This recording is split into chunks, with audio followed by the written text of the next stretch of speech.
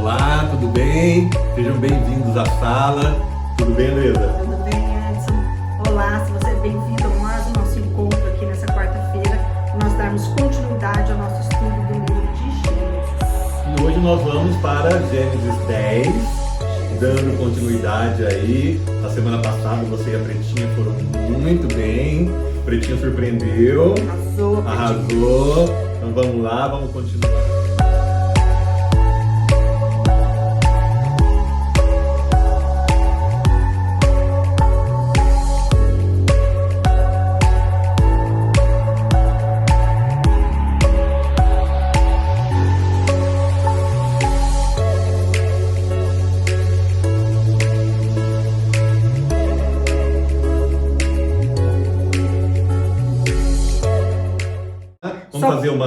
Vamos dar uma recapitulada aí. Falamos aqui, né? Então nós vimos como foi assim que Noé sai da arca, né? A renovação da bênção de Deus sobre Noé, os seus filhos, todos os seres vivos. Nós vimos ali como Deus instituiu ali o animal, a carne, como fazendo parte do cardápio do homem agora.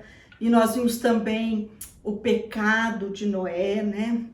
Aprendemos com isso que o homem não só é capaz de pecar, mas ele peca. Sim. Né? A gente não... Acho que foi uma né? parte que... a gente pode pecar, a gente peca. Acho que foi uma parte muito importante essa daí, né? Esse finalzinho ali do capítulo 9, eu acho que foi muito importante isso. Né? Daí, porque a gente vinha falando de Noé, o homem justo, o homem íntegro, aí chega no né? finalzinho ali, a partir do verso 20, né? Ele fala sobre isso, eu achei muito legal. E como a gente tem que estar atento, né? Muito importante. Como a orientação lá do Novo Testamento, que aquele que está em pé, cuide para que não caia. É algo que tem que ser levado muito a sério. Sim. Nós temos que vigiar o tempo todo. Estar sempre vigilantes. E agora a gente entra no capítulo 10. E aqui, Andresa, olha só, eu me surpreendi. Porque ele sai da arca, eu imaginei que teria uma big estreia agora, né? Não, agora vai ter uma história aqui que vai, né, ser uma Babel da vida, né? Não, aqui tem um efeito diferente, né? Porque entre Babel e essa aliança que Deus faz com Noé, vem a genealogia. E assim, conforme a gente for lendo, você vai ver que Moisés aqui, ele já vai nos falar de línguas, de separações. Então, eu entendo que aqui não é cronológico. Uhum. É como se Moisés fosse falar do que aconteceu em Babel, a história da Torre de Babel, mas primeiro ele volta para contar quem são essas pessoas e como chegou ali. Aí você vai ver quando nós chegarmos na descendência de Sem, na verdade, aquela descrição ali é algo contemporâneo com a Torre de Babel ali. Sim, então nós vamos conseguir entender melhor isso, né? Essa narrativa de Moisés aqui... É como se tivesse invertido o capítulo 10 e 11, Exato, né? Foi esse entendimento que eu tive também, como se fosse um efeito sanduíche aí, isso né? Mesmo. Uma moldura do capítulo 11. Né? Ele vai moldar o capítulo 11 trazendo essa genealogia, né? Mostrando pra gente isso aqui. E o capítulo 10, Edson, ele vai ser aqui grande parte de genealogia, nós vamos ver sobre os filhos de Noé, e esse capítulo, ele é historicamente, até muitos historiadores, não necessariamente cristãos, eles tratam esse capítulo do livro de Gênesis como algo histórico, Sim. Como uma fonte, uma das únicas fontes históricas da época. Sim, foi o que eu percebi também. Existe uma tábua teologia. das nações. Existe uma teologia nessa lista, né? Sim. Né? Uma teologia que a gente entende também tudo que vocês falaram a semana passada, sempre falando sobre multiplicai-vos, multiplicai-vos, multiplicai-vos, desde o capítulo 1 que nós já tínhamos falado, depois você também junto com o Larry, depois junto com a Elô, batendo em cima disso, multiplicai-vos, sejam fecundos, multiplicai-vos. E aqui a gente vê essa multiplicação. É isso mesmo. Né? Então aqui a gente entende a graça, né? O plano de Deus. O plano de Deus, da salvação de Deus e também a execução daquilo que Deus já vinha falando sobre multiplicai-vos e sede fecundos. Então nós vemos a teologia dessa multiplicação. Sim. Né? Esse capítulo, ele não é assim simplesmente uma sequência de gerações, pais e filho, mas ele mostra pra gente, ele é um relato de como as nações se espalharam no mundo. Exato. Né? Sim. Aqui nós vamos entender. E por que é tão importante, né? Às vezes você olha, como a gente falou lá na outra genealogia, como é tão importante você ler. Porque se você conhecer essa genealogia aqui, você vai entender as guerras lá na frente. Sim. Você vai entender como, quando falar, você vai saber de quem é esse povo, de quem veio, por que é assim, por que acontece assim. Exatamente. Você vai conseguir se localizar na história. Sim, não. E nós temos que pensar o seguinte. Quando eu falei no início, né, que não tinha tanta emoção numa genealogia, mas você tem que entender, nós temos que entender que nós somos descendentes de Sem, a nossa descendência. Cã ou Jafé. Uhum. Nós todos, vocês e nós, somos descendentes dessa genealogia. Desse aqui. Não é verdade? Interessante é que assim, nem todas as nações descritas no Antigo Testamento vão estar aqui dentro desse capítulo 10. Mas isso aqui é suficiente para nós entendermos de onde nós viemos. Exatamente. Né? Assim como a geração pré-diluviana tem como o seu descendente Adão e Eva. Agora nós todos somos descendentes de Noé. E eu queria até ler um texto de Atos 17, 26, diz assim: de um só fez toda a raça humana. Nós viemos de um único. Deus fez a raça de um. E aqui, a partir de agora, todos nós somos descendentes de Noé. Exatamente. Então, tem emoção na genealogia. Tem emoção, claro que tem. Tem então vamos lá? Aqui, vamos lá. Quer que eu comece lendo? Vamos do 2 ao 5? Do 2 ao 5? Isso. Do 1. Do 1, né? Isso. Do 1 ao 5. Então, são descendentes dos filhos de Noé. São estas as gerações dos filhos de Noé, Sem, Cã e Jafé. Nasceram-lhes filhos depois do dilúvio. Os filhos de Jafé são Gomer, Magog, Madai, Javã, Tubal, Moseque e Tiras. Os filhos de Gomer são Askenaz, Rifate e Togarma. Os de Javã são Elisá, Tarsis, Quiritim e Donanim. Estes repartiram entre si as filhas das nações nas suas terras, cada qual segundo a sua língua, segundo as suas famílias em suas nações. Então sabemos aqui que os filhos de Jafé, a descendência de Jafé, eles foram habitar a região norte e oeste de Canaã. E eles são conhecidos, hoje nós sabemos que são as nações gentias. Sabe como eu entendo isso? Quando lá a ordem de ir e pregar, eu entendo a descendência de Jafé como os confins da terra. Uhum. Né? E é interessante que aqui ele fala que eles foram habitar em ilhas. Eles eram povos que estavam na região litorânea. Sim. E para o povo dessa época, você estar em alguma posição que você tenha acesso ao mar, você já era uma posição litorânea, Sim. perto do mar. Então é ali que essas pessoas vão habitar. E eles foram, e olha aquilo que a gente estava falando da inversão do capítulo 10 e 11. Porque Moisés fala aqui que eles foram divididos segundo sua língua, família e nações. Já existia aqui ainda não, Babel não aconteceu. Exatamente. Ainda, não existia divisão de línguas, mas Moisés já está trazendo por isso essa inversão. Essa moldura. Tá dando uma explicação para entrar em Babel. É bom a gente, só para localizar o pessoal aí também, nós vemos aqui no capítulo 10 uma divisão, são 3 pontos que dividem os 3 filhos. Né? Se nós olharmos agora, prestem atenção, o versículo 5, ele diz, no final, no 5b, repartiram entre si as ilhas das nações nas suas terras, cada qual segundo a sua língua, segundo as suas famílias, em suas nações. Se nós olharmos no verso 20 diz, são estes os filhos de Cã, segundo as suas famílias, segundo as suas línguas, em suas terras, em suas nações. E depois no verso 31, ele também diz, São estas as famílias dos filhos de Noé, segundo as suas gerações, nas tuas nações, e destes foram disseminadas as nações da terra depois do dilúvio. No 31, esse é o 32, no 31 ele diz a mesma coisa que diz o 5 e o 20. Ele diz, são estes os filhos de Sem, segundo as suas famílias, segundo as suas línguas, em suas terras, em suas nações. Então, existe essa separação. Tipo uma explicação para entrar. Ele entra em Jafé, finaliza Jafé. Aí ele entra, que era o filho do meio. Aqui nós não estamos, quando fala Sem, Cã e Jafé, né? Jafé era o filho do meio.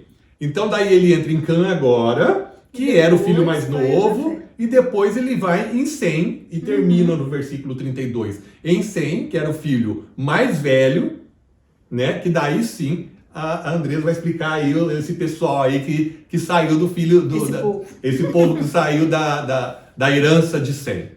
Isso aí. Né? Só para vocês entenderem, porque para mim eu até me surpreendi como foi bem separado isso aqui. Ele fala de Jafé, termina Jafé, suas terras, suas nações e suas línguas. Termina Cã, sua terra, suas nações, sua língua. Aí ele termina Deixa Sem. por último aquele que é o de maior importância. Exato. Que é aquele que vai carregar a esperança, a semente da mulher. É isso aí. Né? Então vamos lá, 6 ao 20. Vamos ler para ficar já retão. Os filhos de Cã, Cuxi, Misraim, Puti e Canaã. Os filhos de Cuxi, Sebá, Avilá, Sibtá, Raamá e Sabtecá. Os filhos de Raamá, Sabá e Dedã. Cuxi gerou Nimrod, o qual começou a ser poderoso na terra. Foi valente caçador diante do Senhor. Daí dizer-se como Nimrod, poderoso caçador diante do Senhor. O princípio do seu reino foi Babel, Ereque, Acade, Calné, na terra de Sinar. Eu posso fazer abrir um parênteses aqui? Eu achei interessante, porque em todos os versículos eles falam da genealogia. Fala gerou não sei quem, filho de não sei quem, papapá. Ele para aqui no 8, olha que interessante, em Nimrod. A gente ouve falar de Nimrod aqui, ó. Cuxi gerou Nimrod, o qual começou a ser poderoso na terra. Ele abre um parênteses aqui na narrativa e ele diz, Nimrod, né? Foi valente caçador diante do Senhor. Daí dizer-se como Nimrod, poderoso caçador diante do Senhor. Outro detalhe que eu reparei assim, aqui ele abre parênteses para falar de Nimrod e ele, 2 vezes ele fala assim, ó, Nimrod diante do Senhor. Mesmo diante de toda a genealogia, mesmo diante de toda a história, Deus olhou para Nimrod. Olha que interessante. Por que Deus olhou para Nimrod? Porque aqui diz 2 vezes, ele estava diante do Senhor. O Senhor viu que ele era um guerreiro, o Senhor viu que ele era um caçador, o Senhor viu que ele era de um cara diferenciado. Soberania de Deus, nada foge ao controle de Deus. Até o bárbaro Nimrod, que vai fazer tantas coisas, está debaixo do senhorio de Deus. Que Nimrod? Só faz porque Deus permite que faça. E Nimrod, Deus olhando para Nimrod, ele diante do Senhor, ele foi fundador de Babel. Precursora da Babilônia. Precursora da Babilônia. Então Nimrod estava diante do Senhor. Olha que interessante como que nenhum de nós passamos despercebidos aos olhos do Senhor. Nenhum de nós. Ele não perde o ele pode ver, ele abre uma narrativa aqui, ele abre um parênteses na história para falar de Nimrod. Isso me chamou muita atenção. Que ele fala, Nimrod estava diante do Senhor. Deus olhou para Nimrod. Deus olha para você, Deus olha para mim, Deus conhece o detalhe de Nimrod, como conhece o detalhe da sua vida, como conhece o detalhe. Tá fazendo, né? Sabe todo o percurso dessa história. Que interessante isso aqui. É bem isso mesmo. Meu Deus, nada foge ao controle, nada foge ao controle. Né? Eu achei muito interessante isso aqui. E logo depois de Nimrod ali, ele vai falar de Ereque. Ereque, ele dá início à civilização assíria. Os assírios, eles foram os povos mais cruéis, os conquistadores mais cruéis, né? Então aí você vai vendo como Deus não esconde, Moisés não esconde.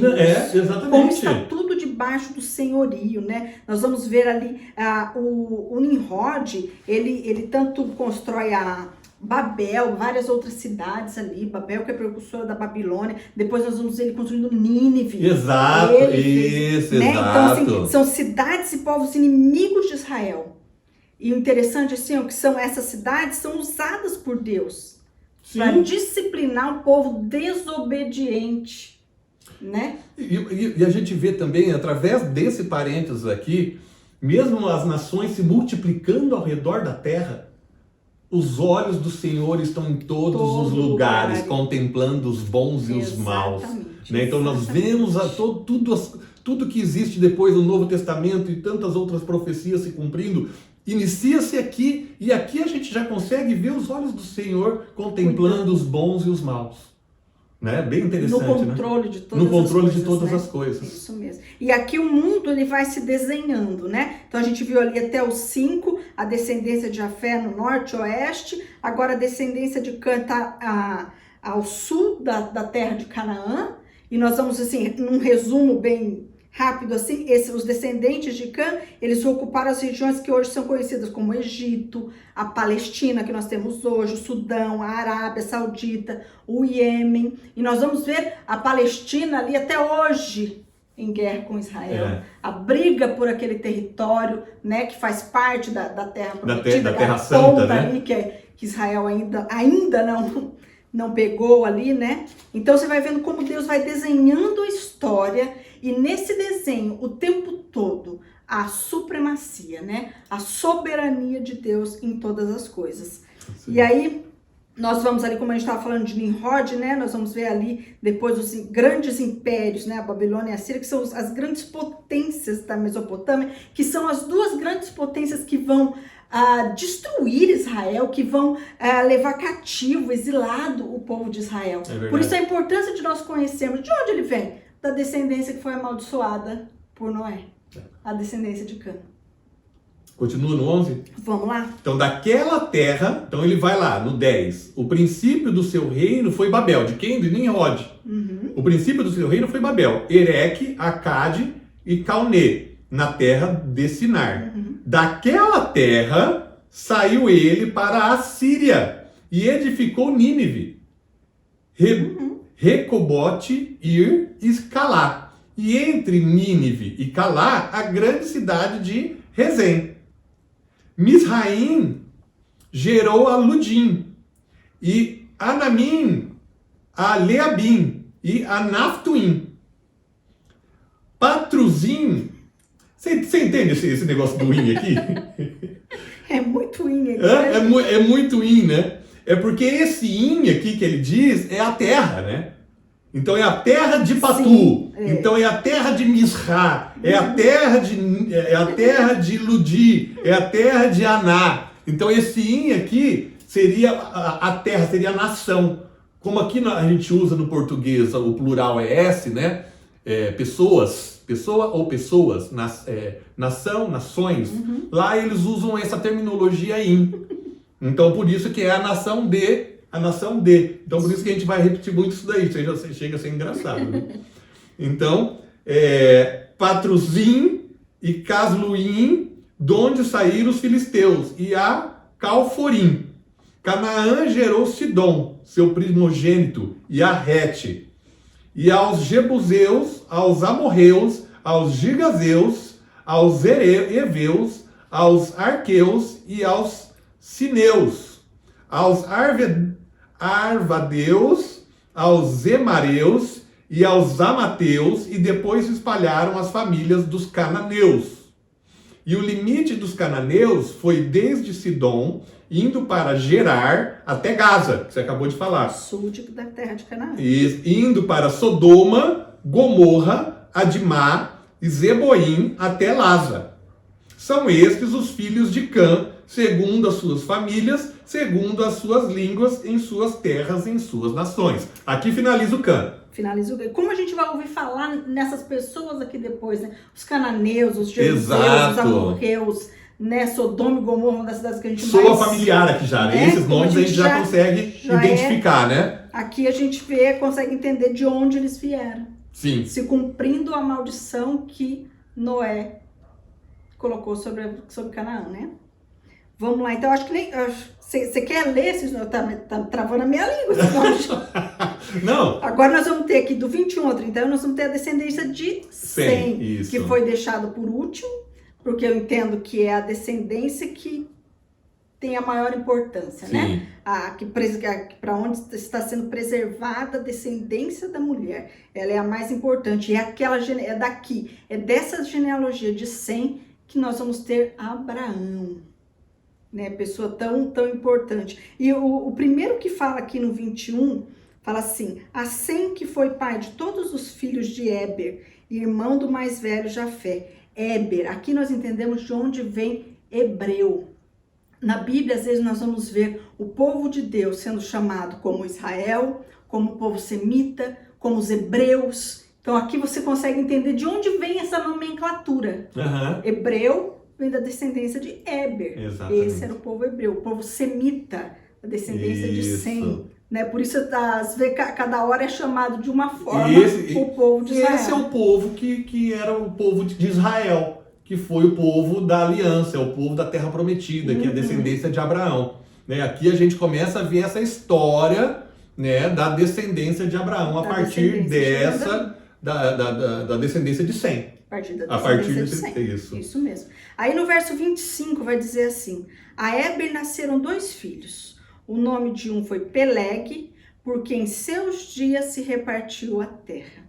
Aqui eu entendo que Moisés está falando do acontecimento da Torre de Babel, aonde o povo foi todo disperso, foi separado, né? Trata-se da divisão e dispersão das nações que nós vamos estudar no capítulo 11. Então, por isso que a gente falou lá no começo, quando a gente chegasse na descendência de Sem, a gente ia entender que aquilo é para explicar. Quando Peleg nasceu, na época de Peleg, houve a dispersão dos povos.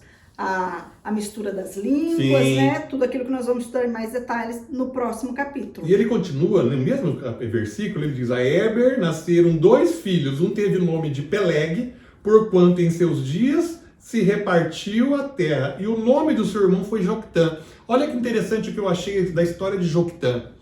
No hebraico, que significa pequeno, esse era o nome do segundo filho de Sem.